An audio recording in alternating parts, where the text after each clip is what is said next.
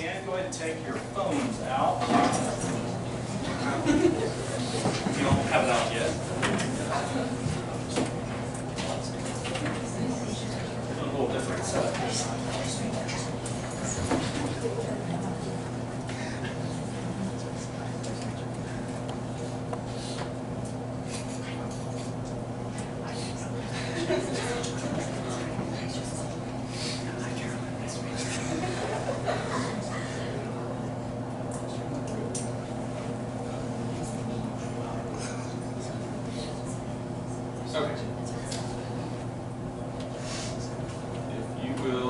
To polev.com. I don't even see that very well. Don't worry.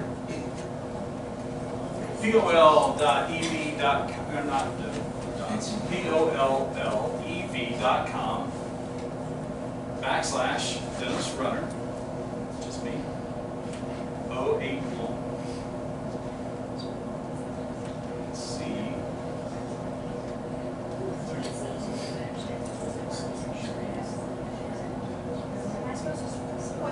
Yeah, start here.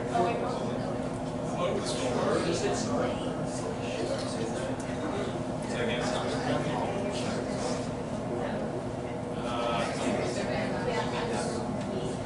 Put it in the group like that.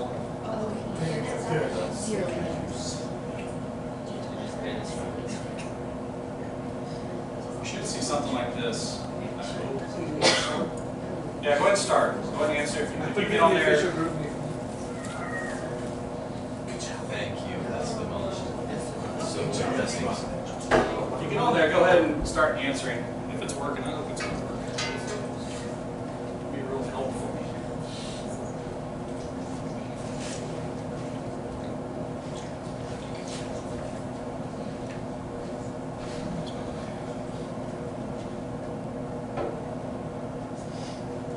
Working? Yes, go ahead and go through all. There's only 4 questions. It's not very long or difficult.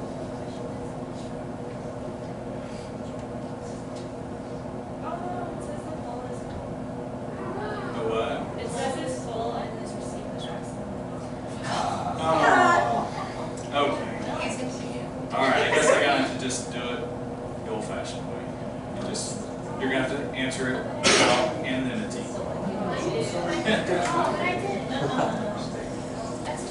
Okay, well, it was the thought that counted, right?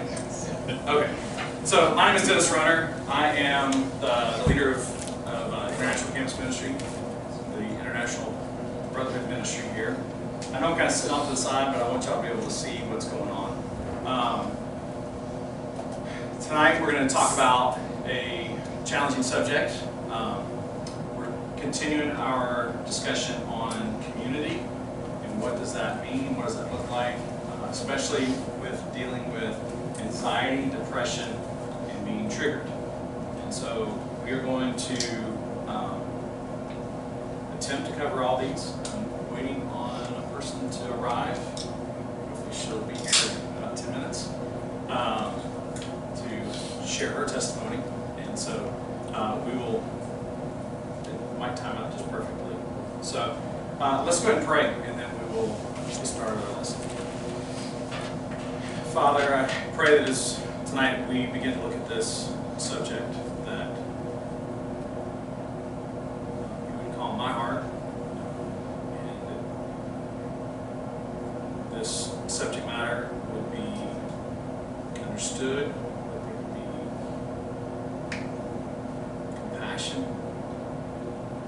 it's learned, and that, Lord, we would grow as a community of believers and just as a community as a whole, because, Lord, all these things affect us. Probably each and every one of us is directly affected by one of these things. And so, Lord, I just pray that tonight that you would be glorified, that you would challenge us through your word, and that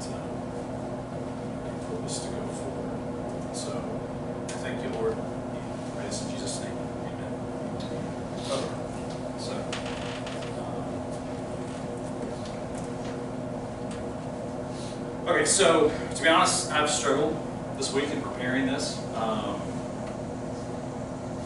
There have been times I actually did want to give up on preparation in this because I don't feel qualified in certain areas on how we communicate this. It's a very challenging subject matter, and some things I'm cool with relating to and understanding. Other things, having a little bit of a generational gap, there's not as much compassion. So I've had to learn, had to pray through a lot of stuff, and so hopefully you will understand and offer some feedback, and we'll discuss this and have a good discussion.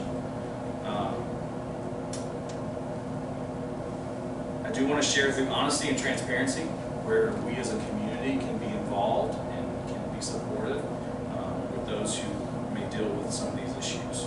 So I personally, I struggle with some anxiety with just preparing, and then in other ways, according to my definition. But then I know I've been through depression for myself in the stage of grieving. If anybody's gone through grief in some way or another, depression can be a part of what that experience is like. And so I know I'm going to go through it more because that's the journey of grieving. And so if you've gone through that, you're with me. The struggles of being triggered has been quite a challenging subject for me, because it's as we're going to look at tonight, there are a couple different definitions that we tend to use to describe each of these words and each of these states of being. So what I'm planning to do tonight is go through each of these subjects. We're going to talk about it in a first person relatability. So someone who is going through each of these circumstances, each of these places of being, if you want to say.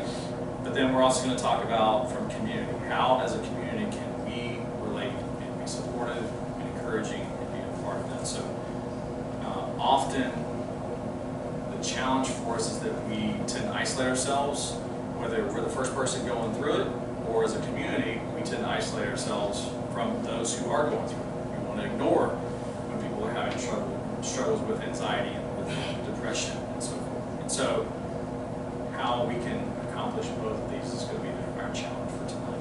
Okay? So, before we go too far, I am all about definitions, because if we're not all talking the same language, then we're wasting our time. I've had to learn that in just family relationships. Hopefully you're learning that in family relationships. As you talk with people, all right, are we talking about the same thing? Are we talking about from the same direction? Are our terms the same? And so we're going to look at the first issue we're going to look at is anxiety. So this is the typical definition. And so since you didn't get the poll, we're going to do this. You just have to kind of help me address this. So typical definition is a feeling of worry, nervousness, or unease, typically about an imminent event or something with an uncertain outcome. Sometimes we'll use the term we're anxious versus anxiety. There's a difference in sometimes those two words. Here is the psychological definition, which is a nervous disorder characterized by a state of excessive uneasiness and apprehension, typically with compulsive behavior or panic attacks. Okay, show of hands, if you're willing to. Does your personal definition of anxiety go with the first definition or this definition, or something in between? So first definition, raise your hand. Okay. Second definition. Okay, so we're all now somewhere in between. Okay. So it is a challenging thing because, like we just realized, there's people who see this differently. So if someone uses that term, I'm struggling with anxiety, what do you mean? What does that mean to you? And so we have to take time to engage with that person and say, what is it that you're really going through? Help me understand this. Because if it's an actual disorder or that's very severe that's led to a panic attack, we got bigger things we got to talk about and we got to work through. Okay, next, depression. We're going to deal with definitions first, and then we'll go through these more specifically. Depression. This is the typical definition: feelings of severe despondency or dejection. It just means you feel overwhelmed and see things in a bad direction. Here's the psychological definition: a mental condition characterized by feelings of severe despondency and dejection, typically also with feelings of inadequacy, guilt, often accompanied by a lack of energy and disturbance of appetite and sleep. All right, show of hands. We recognize who feels more with the first definition. Despondency and dejection, just kind of a state of just feelings. All right, so second definition. All right, somewhere in between. Okay. Depression is a very legit thing, and we're going to talk about where different things of depression come from, where they lead to, and so how can we be supportive. Okay, and then finally, trigger. What is a typical definition of being triggered? I'm asking you because I had no idea. Yes? Getting mad at something. Okay? Yes? Something that sets you off. Okay, y'all are using idioms. Give me more specific words. Yes? Pet peeve. That's a good idiom. All right, let's find some more. Give me actual definitions. We have, yes? Being offended by something. Okay. Yeah, go ahead, Sam. Something that might be surface boundaries. Okay. Yes, sir. Having a specific emotional response to a specific event every time the event occurs. Very good. Thank you. Very good detail. All right, so here is the psychological definition. Especially something read, seen, or heard that distresses someone typically results in arousing feelings or memories associated with a particular traumatic experience. Okay, so we're probably going to lean towards, on all three of these, more towards the psychological definition so that we have a common place to work with. But now that we've dealt with them, let's go through these things one at a time. And so we're going to talk about the issues of first person and community. We'll begin with anxiety. From a first person perspective, anxiety is, I wanted to have a testimony given, but it was not appropriate, not the right time. And typically, anxiety, from what I've been told from family members who have dealt with extreme anxiety and panic attacks, is that it's almost paralyzing. It's almost a sense of, I'm so worked up over a situation that I don't know where to go, what to do. I just need to stop, stand still, be away from people. Sometimes it leads to hyperventilating. Sometimes it can go to other things. Here is just a graph of different symptoms that happen with panic attacks: sweating, shortness of breath, hyperventilation, racing heart, chest pain, discomfort, feeling dizzy, lighthearted, or lightheaded, or faint, choking or smothering sensation, numbness or tingling, chills, hot flashes, trembling or shaking, nausea or upset stomach, feeling unreal or detached from someone's surroundings, fear of losing control, going crazy, or dying. Panic attack, anxiety, usually this is typically where the train ends. This is where, if it's built up and going in a sense of anxiety, it ends up in a panic attack. And so imagine those experiences, those feelings would be quite overwhelming. And it's something that we need to understand. We have had people from the past who've gone through this, even close within the ministry, and so it's a scary moment when someone's having a panic attack. And so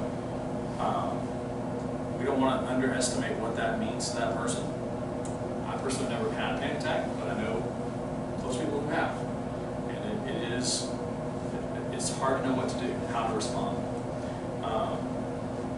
So what can we do as a community? What's our community response to this?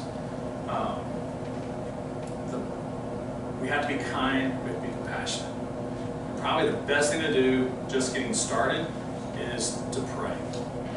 Pray with that person if they will let you. Because we got to try to take their anxiety to the Lord with them. If they're a part of our community, that's the first response we can have. Here, let me. Philippians 4:6 says, "Do not be anxious about anything, but in everything, by prayer and supplication, with thanksgiving, let your requests be made to God. And the peace of God, which surpasses all understanding, will guard your hearts and your minds in Christ Jesus." It's the first thing we can do, the most important thing to do, is to pray with that person. Here's some other practical things that you can try when you're working with someone. This comes from other resources.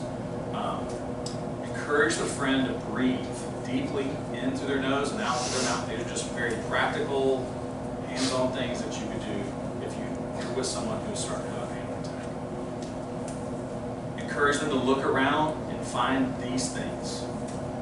5 things. It's kind of weird. It's going to be numbers, but it's a mental program to go through. 5 things they can see. 4 things they can touch. 3 things they can hear. 2 things they can smell, preferably what they like. Obviously, don't give them your shoe. Take a shoe off and hand it to them. Give them something that is pleasurable if you can. It's about this whole process is about grounding them back into a sense of what's reality, because anxiety has led you to a point of reality doesn't make any sense and you want to pull out. And then finally, name an emotion that they feel. Get them to talk about what are they feeling about it. And then this way, if you're able to pull them back and have some conversation, pray with them again. Take the time to engage with them.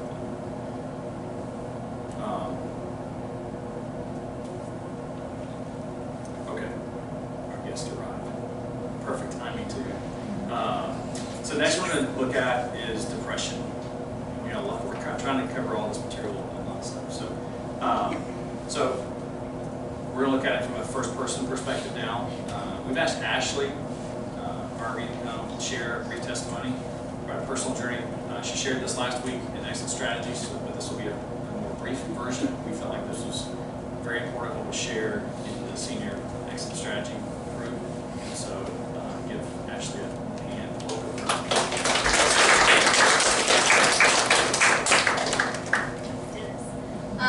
So as it is said, my name is Ashley Harvey, and this topic is really near and dear to my heart. One, because it's just a really hard topic to talk about, especially if you haven't really experienced it, but it's also a pretty impossible topic to live, and I honestly don't know how I would be here without God. And so, like Dennis said, I shared last week with our exit strategy, and it took me 30 minutes, and now I have 5, so it's going to be really fast. I'll give you 7. Okay, 7's good. I'll have a coffee here, so but really just to emphasize on the anxiety and depression part of my life, I'm going to start what I call as part 2 of my life, which is my college experience. And before I do that, a real quick background about my life is I grew up in church, going to church Sunday morning, night, Wednesday night. So I knew God. I got saved when I was 7 years old, got baptized a week later, and so God was always a part of my heart.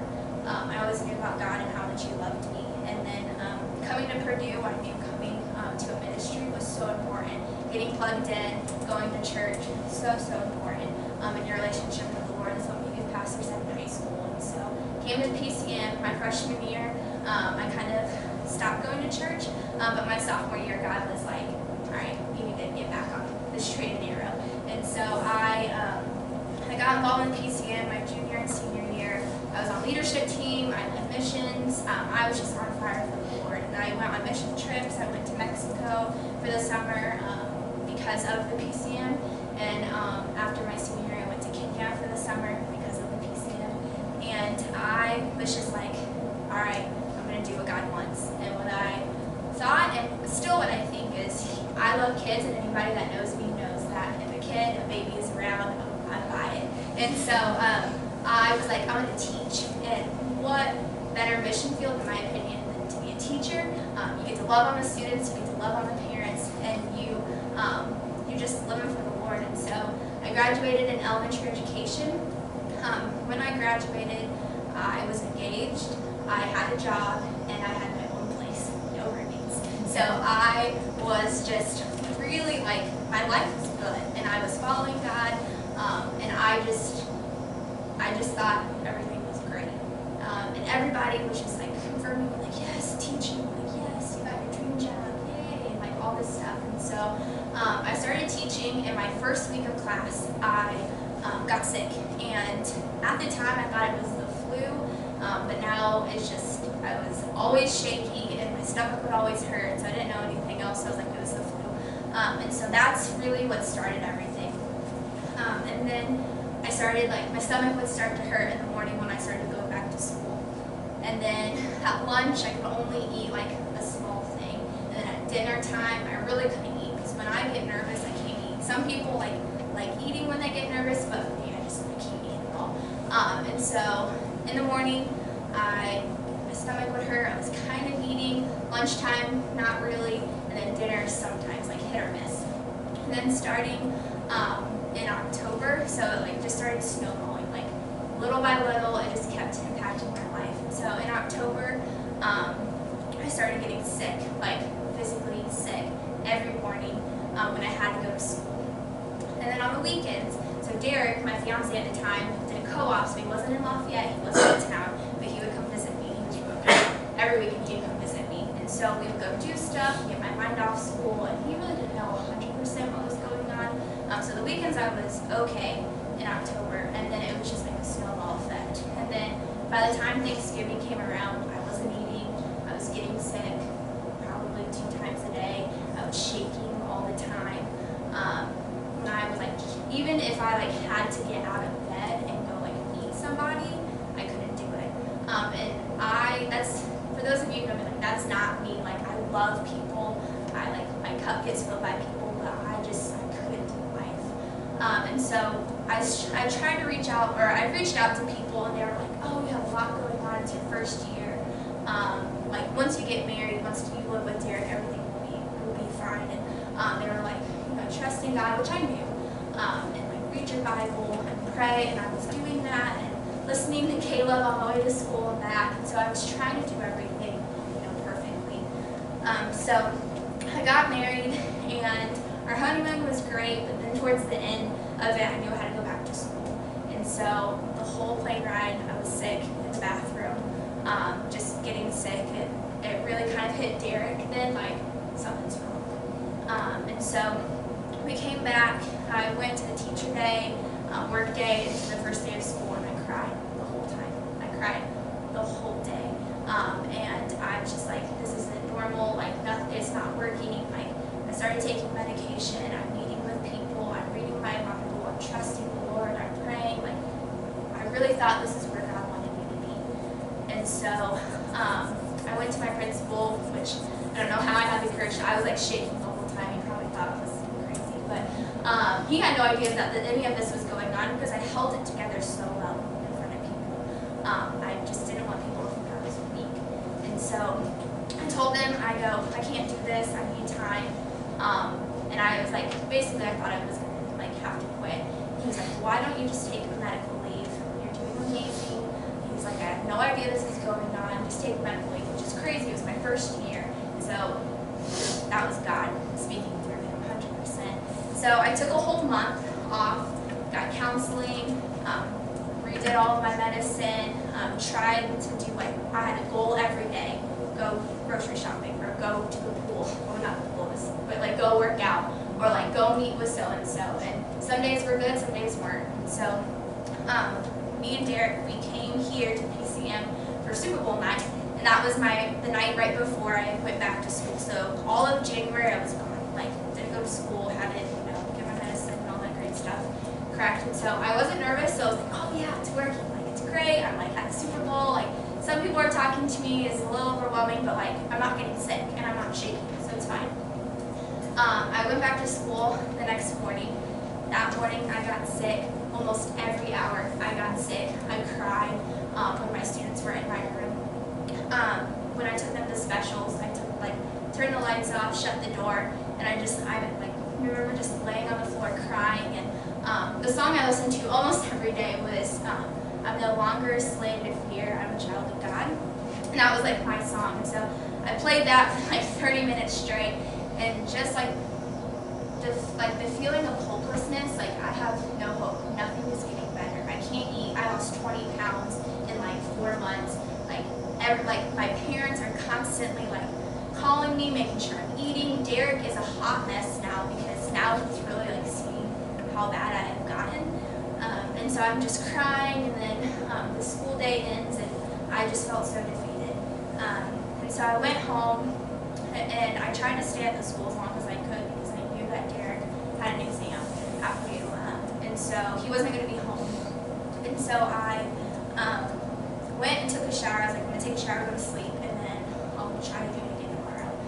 So I took a shower, I was crying and everything, and then I got done, I got dressed, and then I just laid back in the bathtub, not really thinking. And Dennis was just talking about panic attacks were happening, which I had all the time. So I was shaking really bad, and I'm just nothing is working. I feel so hopeless, and everybody's life is worse because of me. Everybody is so worried. Derek is probably going to fail out of college because I can't eat. He's so worried about me. I'm taking people's time for meeting, and I'm canceling on them sometimes. My students are we're worried the past month. They didn't understand where I was. The parents were glad you're back, hope you stay. And it was there's just so much going on.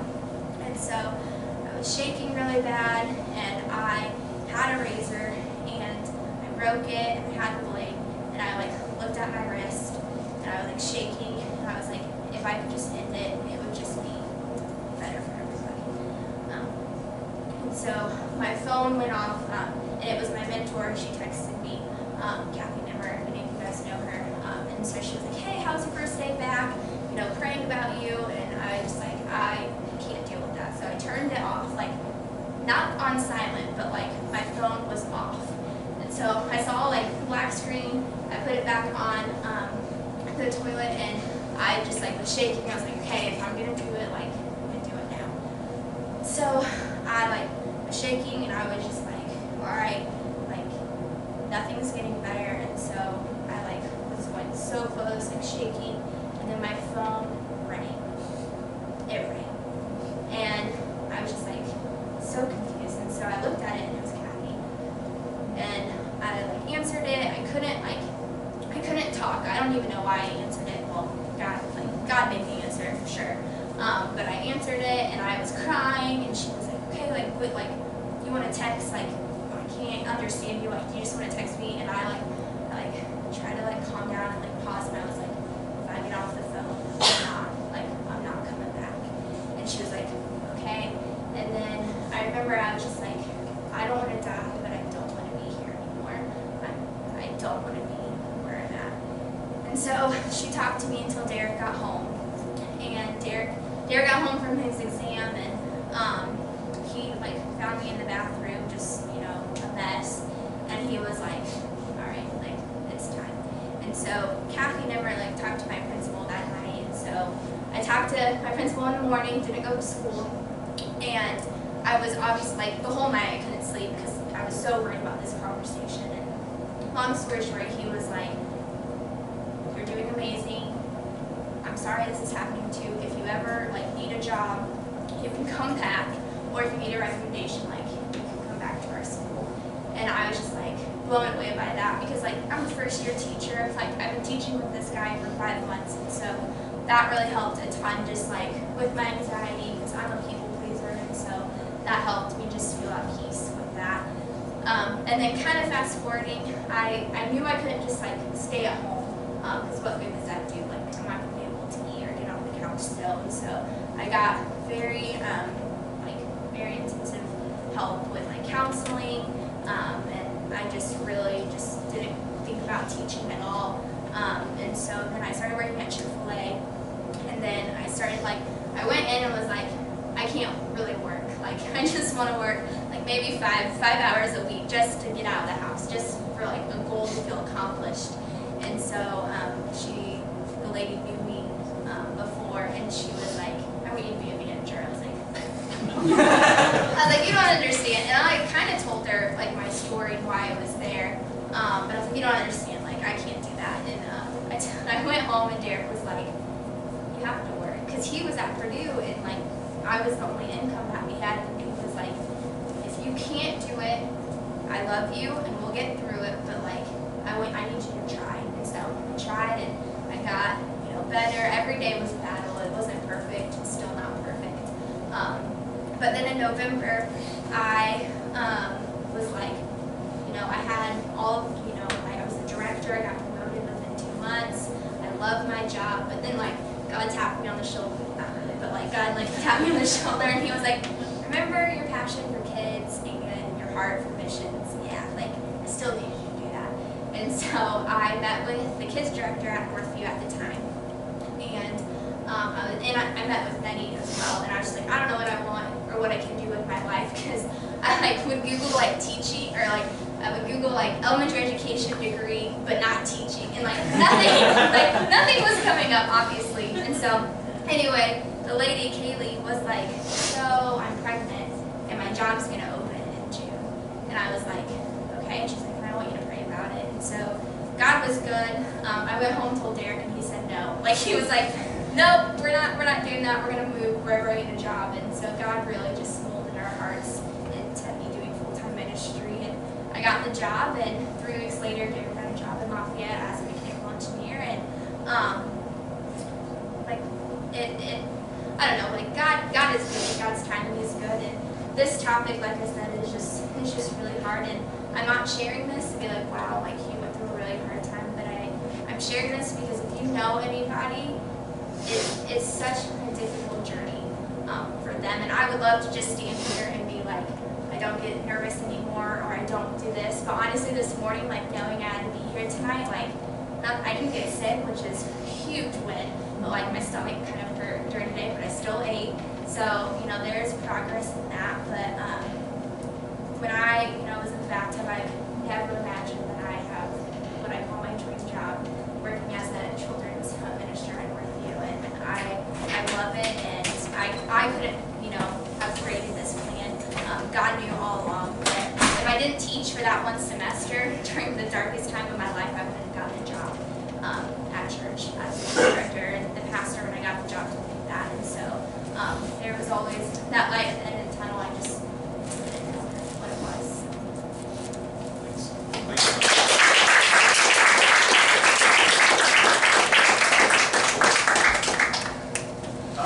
Depression, obviously anxiety leading to depression is another route that people go. Depression is very serious, and obviously, as she shared, suicide tends to be the end of that tree, and it's very prevalent even within Christianity. Even this week, another pastor on Tuesday night committed suicide in California.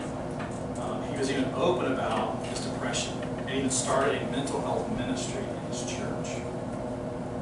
And yet, he still took his life. I'm still wrestling on how to process this, not to hide it from you. But I will declare that suicide is not the final answer. Your life and mine are not isolated from the effects on others. Whether alive or dead, you matter to those around you. Going through your circumstances, no matter how hard they are much easier to deal with than a long-lasting detriment to your family, to deal with the grief and anguish of suicide. Now, let me make sure one thing is clear and understood. Just because, I'm going to show you some other signs of depression, just because one of these, you might be experiencing one of these signs, does not necessarily mean you are in depression. Being depressed is not the same as having depression. Okay? Being depressed is momentary. You know that there's light at the end of the tunnel. You might bad day. That's okay. Having a bad week, that could be okay. If you're having multiple bad weeks and it begins to, then you're in depression, and there's help that needs to be sought. Okay.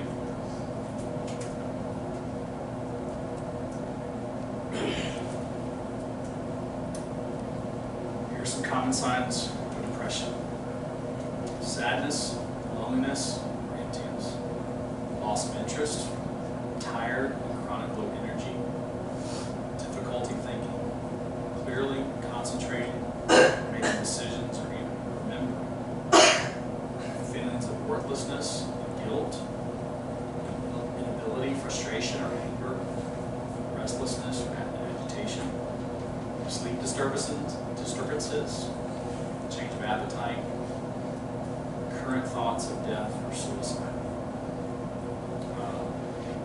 I know for me personally, in dealing with grief, I've experienced several on that list. And for me, I had to go seek counseling. I had to go speak with a counselor and get just some encouragement and help, and resources. I never was a point of needing medication, but some people do need medication. But it's not taking medication is not a sin, it's not wrong. Now, what can we do in a community response? On this campus, loneliness is the overwhelming majority emotion that rules on this campus. It is easy, it's amazing, but it's easy to feel lonely amongst 41,000 people in a concentrated 2-mile, it's not maybe a mile or 2 feet block. But it's amazing that we can all go through those moments of feeling lonely. If you are aware of someone as a student who is showing signs that don't appear very healthy, they're talking about if they're in serious danger, like if they said, I'm about to commit suicide, please call 911. Please call emergency to reach out. If you are just feeling like somebody you're not quite sure, there's been some comments made, someone's isolated themselves too much, there is, Purdue has help out there. It's on their website. It's anonymous. So you can go to that purdue.edu/advocacy. And they actually have people on staff who will go find that person until they've made contact and make sure that they're okay. So as a community, you have an opportunity, you have an ability to reach out to help somebody if they need it. Okay?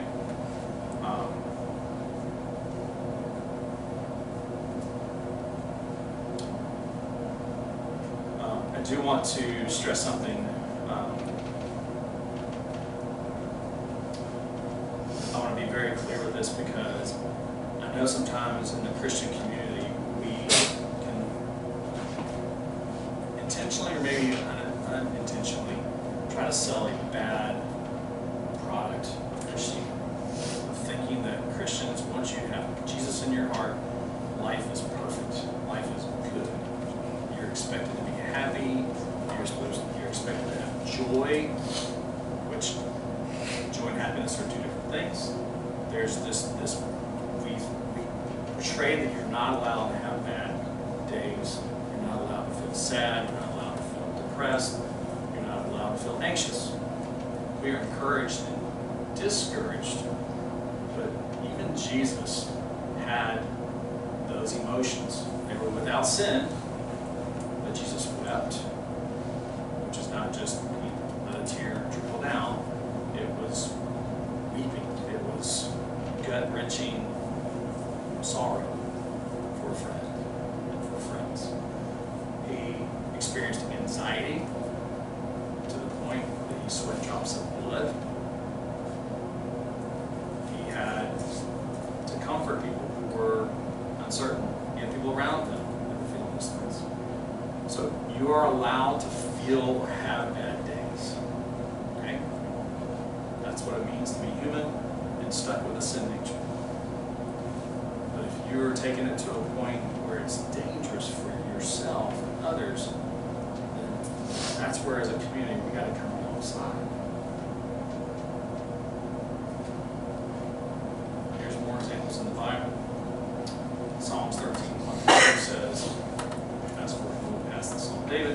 How long will you forget me forever?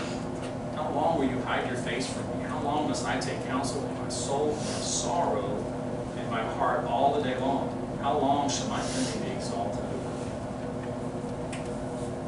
So here's David.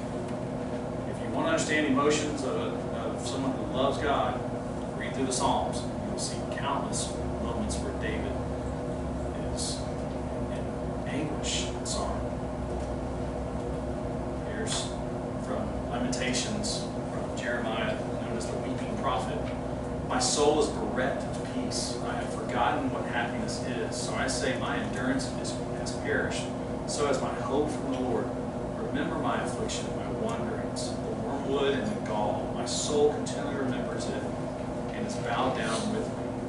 But this I call to mind, and therefore I have hope. The steadfast love of the Lord never ceases. His mercies never come to an end. They are new every morning. Great is your faithfulness. The Lord is my portion, says my soul. Therefore I will hope in him. The Lord is good to those who wait for him, to the soul who seeks him. So you see both contrasts of a bad day and yet remembering the hope that we have. And ultimately, this is our final hope. Revelation 21:3-4 says, and I heard a loud voice from the throne saying, behold, the dwelling place of God is with man. He will dwell with them, and they will be his people, and God himself will be with them as their God. He will wipe away every tear from their eyes, and death shall be no more. Neither shall there be mourning, or crying, or pain, for the former things have passed away. We have hope. Okay. So now the final category, being triggered. Again, this one's challenging. The term being triggered was actually made popular back after World War I, and when counselors and psychologists were trying to figure out what was PTSDs. I mean, those soldiers who were coming back from battle were having such moments of gripping stress from a traumatic circumstance, and that's where that term came from. In the late 1980s, it began to get a little more popular, and so now, after 2010, it's all over the place. There's memes, there's YouTube channels, there's all kinds of stuff. Some are making fun of being triggered. And what does that mean? And so, so how do we walk through this? This was the hard category for me to try to deal with tonight. So let me ask this question. Who has the right to claim being triggered? This is where you get to talk to me.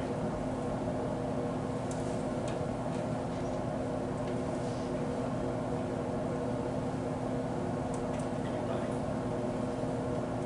Yes, sir. I'll venture out and say anyone who has like a severe traumatic experience and or an actual like psychological diagnosis of a psychological disorder. Okay. Yes.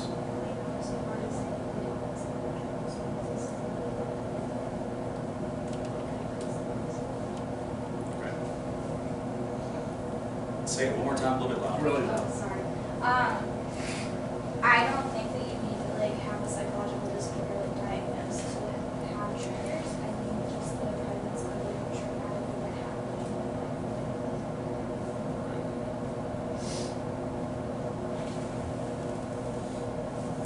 Alright, so let me ask a different question. Can someone be oversensitive when it comes to being triggered? Yes? I'd say yes, but you can't judge that. Okay. That's fair. That's fair. So how do we work through that? How do we know? How do we address that? I need to be taught, because honestly, this is where I struggle. Part of it's a generational gap. Part of it's the issue of, you know, we had baby boomers as parents. You guys have Gen X, maybe millennials, possibly could be now, but at least Gen X. So there's difference of generations. baby boomers were children of World War II parents. And so they had the experience of going through that, the toughness of being taught by their parents to go through the depression, the types of things. Now we're in a new phase where there's a lot more, there's sensitivity that's involved. So teach me, how do we handle that as even staff with triggers? Yes. Something that's really truthfully does harm someone, like their own selves, you can't downplay what they say it is, no matter like how trivial something might seem, because it can really, certain things really affect you in different ways. And you never really know, and you know, sometimes there's times when it's like, oh, obviously that's an exaggeration, but it doesn't seem so much like that. What would be a symptom, an outward symptom, or even what would show us that it's a legit trigger? Is that a fair question? Yes. I feel like if you're having a conversation or you bring up something that is a trigger to somebody else, if they get away from the conversation quickly or they isolate themselves immediately after the conversation, Okay. that's probably something. Okay. Yes. Ashley?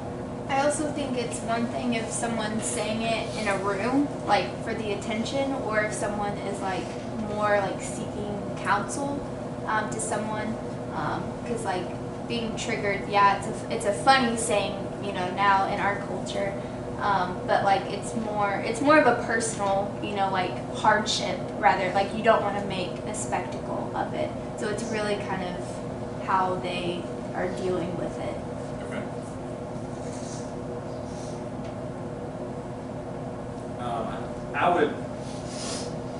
I would totally agree that when dealing with people, so here is the community response, in my opinion. I think the most, that's an interesting thought. Okay. The most generic but all-encompassing answer is this, is to have compassion. If we are engaging with someone, if we're doing something and you see a response that happens and they appear to be triggered, then there's a sense of having compassion, trying to understand what they might be going through. Now, are there times when that, with what you're saying, ends up triggering somebody, but it's truth? It's a factual statement. Is that allowed? Can you still have compassion and yet be sharing truth? We're gonna get some. It's Marvin. All right. Yes, sir. It would depend on the kind of factors, numbers and statistics and all that. Yes, you can continue to say that, but you should listen to different people kind of say. Like, you can continue to say the truth without being harsh about it. Okay. All right. Yes. I would say that I would agree with Justin's being understanding the fact that the emotions that someone is feeling are very real, even if it's from something small. So just, yes, you should speak truth to them, but definitely think through what you're saying because they are in a very volatile state. Okay, well, we'll begin to start to wrap up here. So to conclude, I want to conclude with some closing remarks. First of all, I'm just a campus minister. I love the Lord, and I want others to love Him too, and long to emulate Him. I'm not a certified counselor or psychologist. I can't write prescriptions. I can't give medical diagnoses.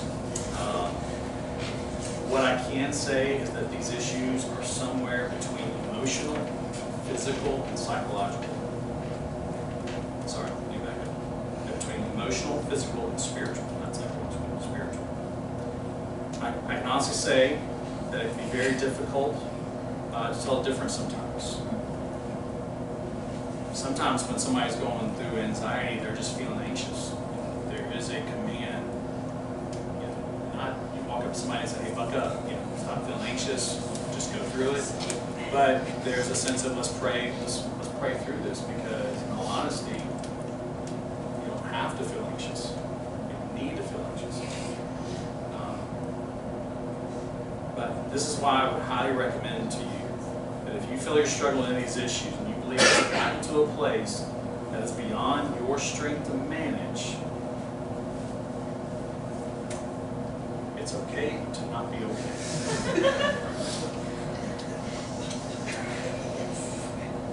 It's all right. I got your attention. I know, like on the Purdue ICM website, I have multiple links on there talking about this. It's okay to not be okay. Churches are beginning to post that up. We're working it on Purdue CM website as well. There are resources that are available. So what does that really mean? If you acknowledge that things have moved beyond your strength, please ask for help. Denial won't make you stronger. It won't keep you looking cool. We will talk with you and be available to you. We have connections. All of us have connections on staff. If it's a spiritual issue, we'll help you with biblical wisdom and accountability. If it's an emotional or physical issue, then only certified doctors will be able to help you through it. We can help direct you in the right way. Now, I do want to share something with you as a spiritual leader. I care deeply for you all. I do have something to say right now that might hurt, but I just encourage you to let it simmer in your mind. At the start of negative thoughts, can you admit to yourself that they are focused on self? This is not to deny psychological disorders and their realities. If you don't have a diagnosed psychological disorder, I implore you to seek first the kingdom of God. Pray that the Lord's will be done here on earth in your life as it is in heaven. Here's some closing verses. Rejoice in the Lord always. Again, I say rejoice. Let your reasonableness be known to everyone. The Lord is at hand. Do not be anxious about anything, but in everything, by prayer and supplication, thanksgiving, requests be made known to God. And the peace of God, which surpasses all understanding, will guard your hearts and minds in Christ Jesus.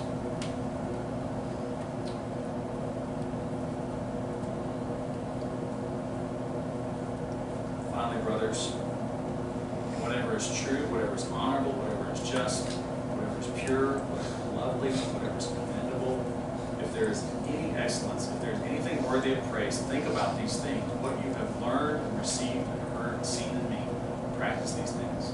The God of peace will be with you. And then if you took the time, I encourage you to take the time to look at Ephesians 1 to kind of gain some perspective.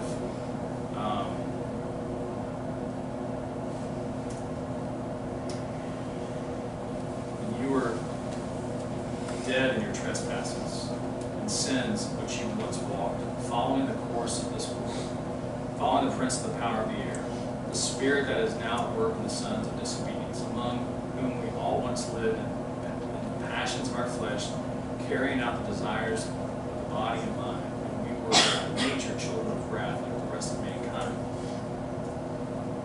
But God, my daughter loves that statement, but God, being rich in mercy, because of the great love with which He has loved us, even when we were dead in our trespasses, made us alive together.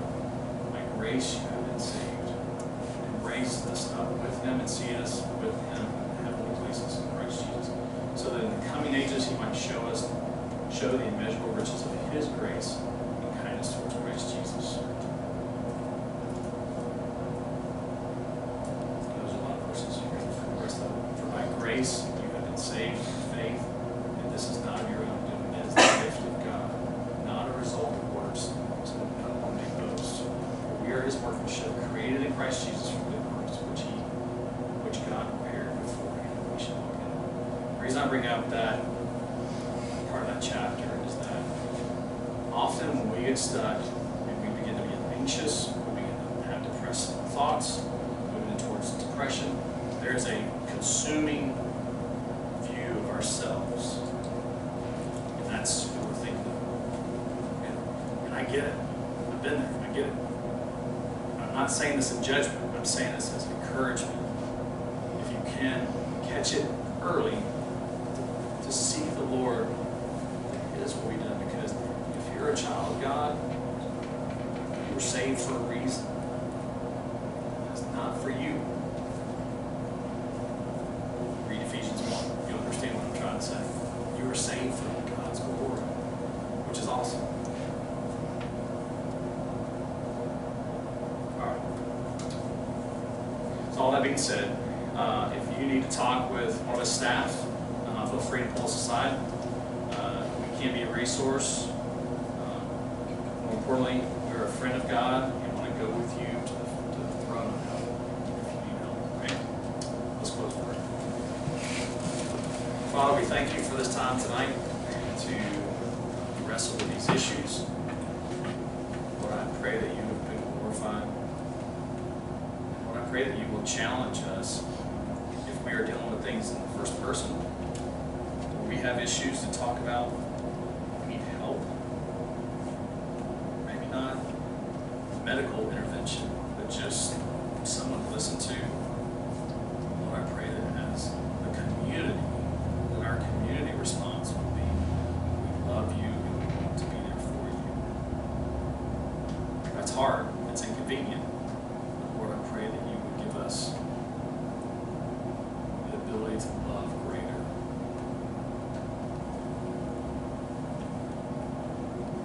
For this campus.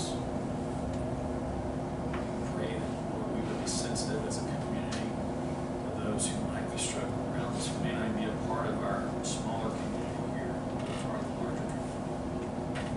Help us, Lord, to show